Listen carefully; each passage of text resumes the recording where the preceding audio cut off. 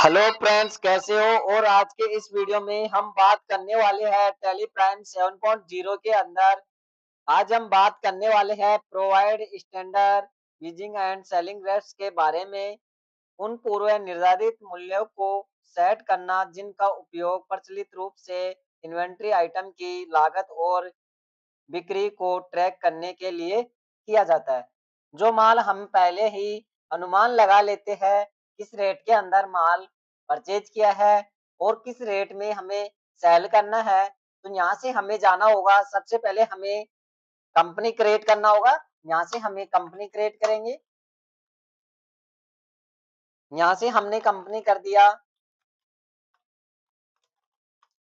GK trading company.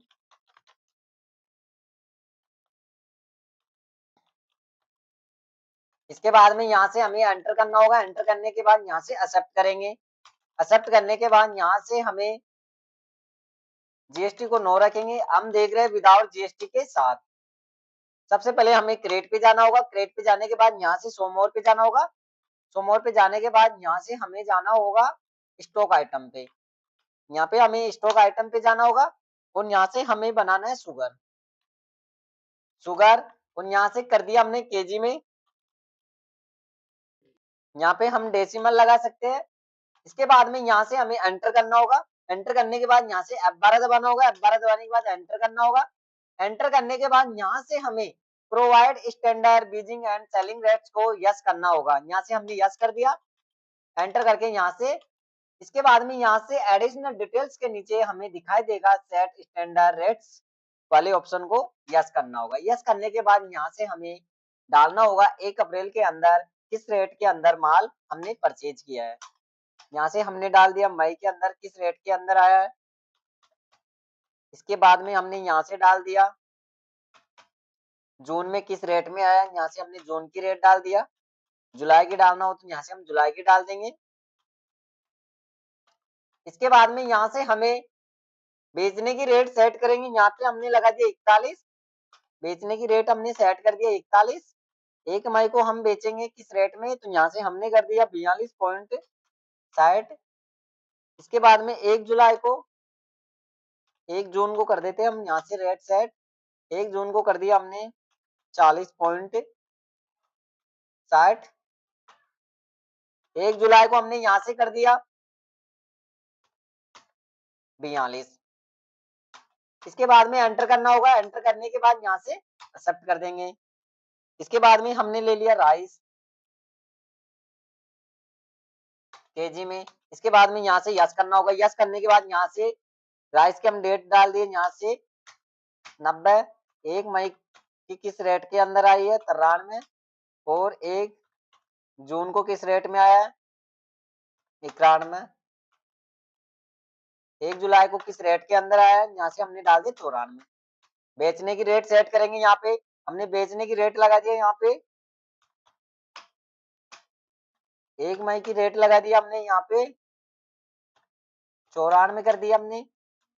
1 जून की rate लगा दिया हमने यहाँ से बेचने की 93 कर दिए। और 1 जुलाई की हमने कर दिया यहाँ पे 95।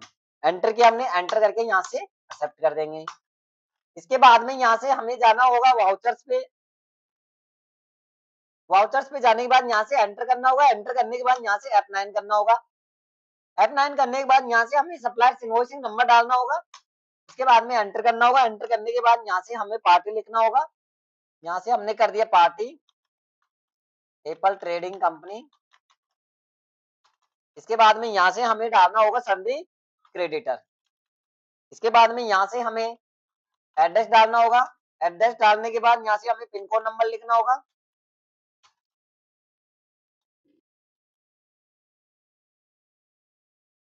इसके बाद में यहाँ से एंटर करना होगा।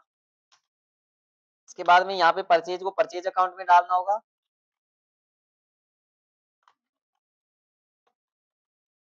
परचेज को परचेज अकाउंट में डाल देंगे। इसके बाद में हमें यहाँ पे जो हमने माल का जो हमने राइस और शुगर का हमने रेट डाला था यहाँ से ऑटोमेटिक आ जाएगी।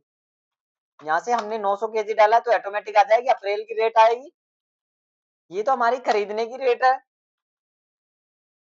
इसके बाद में एंटर करके यहाँ से एक्सेप्ट किया हमने। F2 से डेट चेंज किया। अगर हमें यहाँ से 1 जुलाई को परचेज करना है तो यहाँ से हमें सप्लायर इनवॉइसिंग नंबर डालना होगा, पार्टी लेना होगा। यहाँ पे पार्टी ले लिया हमने कैश में। इसके बाद में हम यहाँ से राइस की डाल देंगे, कितना माल हमने परचेज करना है, तो यहाँ से ऑटोमेटिक रेट शॉर्ट होके आ जाएगी। इसके बाद में हमें सेल्स की यहाँ से एपेट किया हमने। इसके बाद में हमने कैश में ले लिया पार्टी, एंटर किया हमने। एंटर करने के बाद यहाँ से सेल्स को सेल्स अकाउंट में डालेंगे। इसके बाद में यहाँ से हमें लेना होगा राइस, ऑटोमेटिक रेट सेट होके आ जाएगी। यहाँ से हम ले सकते हैं शुगर की, अगर शुगर की रेट डालना हो तो यहाँ से हम ले सकते हैं।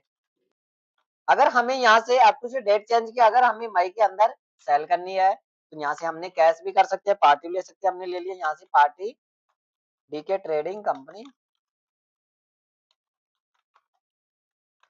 इसके बाद में यहाँ से हमें डालना होगा संडे डेप्टर्स, एड्रेस डालना होगा। यहाँ पे एड्रेस कर दिया हमने, एंटर किया हमने। इसके बाद में एंटर करना होगा, एंटर करना होगा। सेल्स को सेल्स अकाउंट में यहाँ से हमने ले लिया राइस, कितना माल हमने सेल कर दिया, तो ये ऑटोमेटिक रेट सेट होके आ जाएगी। यहाँ से हमें 60 केजी डाल दिया, 6 केजी डाल दिया, एंटर करके एक्सेप्ट कर देंगे। इस प्रकार से हम जो अगर माल हम परचेज करते हैं तो उसकी रेट आया है वो रेट हम डाल सकते हैं।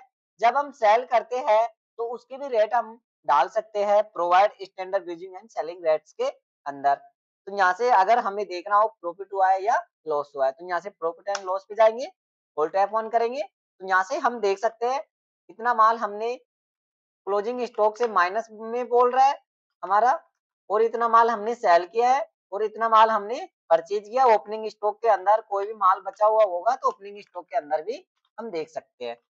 तो इस प्रकार से हमें देखना है। अगर शुगर माइनस में बोल रहा है तो इसको प्लस में करेंगे। अगर हमने जो माल हमने बेचा है उसको कम करना होगा, इतना माल हमारे पास है नहीं, यहाँ से हमने कम कर दिया। इसके बाद में एंटर करके एक्सेप्ट कर देंगे। यहाँ से हम देख सकते हैं जो हमने बेचा है प्लस के अंदर बोल जाएगा। इसके बाद में यहाँ से हमें बैलेंस शीट पे जाना होगा, होल्ड टैप ऑन करना होगा। यहाँ से हम बैलेंस शीट से चेक कर सकते हैं। सन्डे डेप्टर्स में यहाँ से हम देख सकते हैं सेल्स किया है तो सन्डे डेप्टर्स के अंदर बोलेगा, यहाँ से हम देख सकते हैं।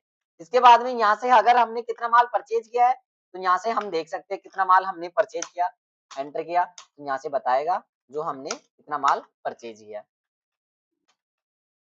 आज के वीडियो में इतना ही, अगले वीडियो के लिए तैयार रहे। कैसा लगा फ्रेंड्स कमेंट्स बॉक्स में बताइए।